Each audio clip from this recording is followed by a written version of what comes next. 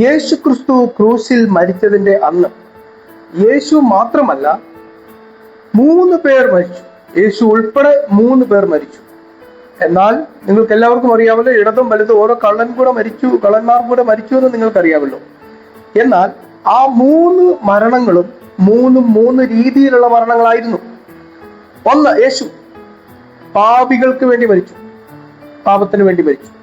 2, ഒരു കള്ളൻ യേശുവിനെ പാപം ഏറ്റുപറഞ്ഞിട്ട് മരിച്ചു, യേശുവിനെ സ്വീകരിച്ചിട്ട് മരിച്ചു. 3-ാമത്തെ കള്ളൻ പാപത്തിൽ മരിച്ചു, അഥവാ പാപത്തിന് വേണ്ടി മരിക്കുന്നു, പാപം ഏറ്റുപറഞ്ഞിട്ട് മരിക്കുന്നു, പാപത്തിൽ മരിക്കുന്നു. 3 മരണമാണ്. പാപത്തിൽ മരിച്ചവൻ നരകത്തിൽ പോകും. യേശുവിനെ ഏറ്റുപറഞ്ഞിട്ട് മരിച്ചവൻ അഥവാ സഭയുടെ ആദ്യത്തെ വിശ്വാസിയാണ് യേശുവിനെ ഏറ്റുപറഞ്ഞ കള്ളനാണ് സഭയിലെ 1-ാമത്തെ വിശ്വാസി. ആ കള്ളനാണ്. അപ്പോൾ യേശുവിനെ ഏറ്റുപറഞ്ഞപ്പോൾ ആ കള്ളനും സ്വർഗം കിട്ടി. ഏറ്റു പറയാതെ ദുഷിച്ചവനോ അവന് നരകം കിട്ടി.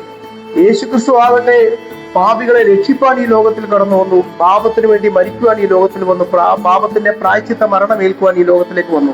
3 മരണമായിരുന്നു. സ്വതന്ത്രം. അതുകൊണ്ട് യേശു ക്രിസ്തു ആണ് നമ്മളുടെ പാപത്തിന് പരിഹാരമായി, നമ്മുടെ ശാപത്തിന് പരിഹാരമായി നമുക്ക് വേണ്ടി മരിച്ചത്. യേശു മരിച്ചതുപോലെ ഇനി ആർക്കും ലോകത്തിൽ മരിക്കാൻ പറ്റത്തില്ല. യേശുവിന്റെ മരണം പ്രായശ്ചിത്ത മരണമായിരുന്നു, പാപത്തിന്റെ പ്രായശ്ചിത്ത മരണമായിരുന്നു. അപ്പോൾ യേശു ക്രിസ്തു ആ 3 മരണങ്ങൾ അവിടെ നടന്നെങ്കിൽ ലോകത്തിൽ നടന്ന ഒരു മരണങ്ങളും അല്ല യേശുവിന്റെ മരണം. യേശുവിന്റെ മരണം പ്രായശ്ചിത്ത മരണമാണ്. അപ്പോൾ അവിടെ 3 മരണങ്ങൾ നടന്നെങ്കിലും നമ്മളെ പാപത്തെ രക്ഷിക്കുവാൻ യേശു ക്രിസ്തുവിന്റെ മരണത്തിന് മാത്രമേ സാധിച്ചുള്ളൂ.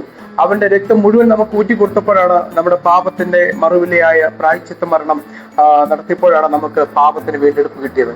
ഇന്ന് അതുകൊണ്ട് ആ രക്തത്താൽ കഴുകപ്പെട്ട ഞാൻ ഇന്ന് പാപിയല്ല, വിശുദ്ധനത്രേ. ദൈവം നിങ്ങളെ അനുഗ്രഹിക്കട്ടെ.